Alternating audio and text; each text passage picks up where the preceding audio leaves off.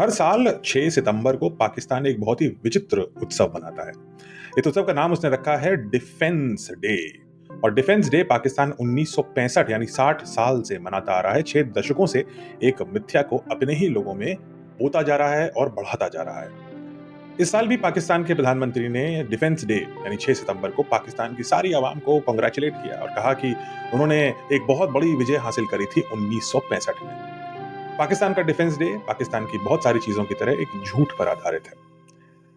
कहानी है 1965 की युद्ध की। इसके ठीक 3 साल पहले 1962 में इंडिया और चाइना के बीच में एक बहुत ही घमासान लड़ाई हुई थी। पाकिस्तान को लगा कि इंडिया अभी लड़ाई से आया है तो हम भी कुछ इसका फायदा उठाते हैं। तो 3 साल बाद 1965 में पाकिस्तान ने वही पुराना घिसा पिटा plan, tried tested and failed plan, अपने सैनिकों की वर्दी उतरवाई, फिर उनके ऊपर कबाइलों की यूनिफॉर्म चढ़ाई और भारत में छोड़ दिया।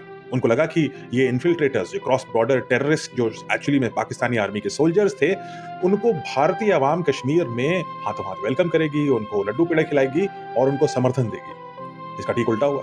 इस ऑपरेशन का नाम पाकिस्तान ने रखा था ऑपरेशन जिब्राल्टर, लेकिन कश्मीर की आवाम ने सपोर्ट तो दूर, इस पूरे ऑपरेशन की जानकारी भारतीय सेना को तत्पर रूप में पहुंचा दी।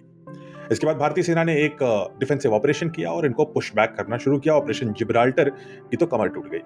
लेकिन पाकिस्तान का एक और फंडा है, जहां नाश वहां सत्यानाश। तो उन्होंने ऑपरेशन जिब्राल्टर के ठीक बाद ऑपरेशन ग्रैंड स्लैम चालू किया। जो काम कश्मीर में करना चाहते थे, उन्होंने कहा अब तो हर जगह करते हैं, तो जम्मू में भी कर डाला। और अखनूर सेक्टर को कब्जा करने के लिए फिर वही चाल चली। सैनिकों की वर्दी उतरवाओ, उनको आतंकवादी बनाओ और भारत में भेज दो। भारतीय सेना ने ऑपरेशन जिब्राल्टर में तो सिर्फ डिफेंसिव ऑपरेशन किया, लेकिन जब ऑपरेशन ग्रैंड स्लैम चालू हुआ तो भारत को लग गया कि लातों के भूत बातों से नहीं मानते। और उसके बाद भारत ने अपना अटैक ऑपरेशन चालू किया, पंजाब सेक्टर से शुरू करके। ये ऑपरेशन इतना सक्सेसफुल था कि कुछ ही दिनों में भारत सियालकोट और लाहौर सेक्टर दोनों में भारी पाकिस्तानी टेरिटरी के ऊपर अपना कब्जा बना चुका था।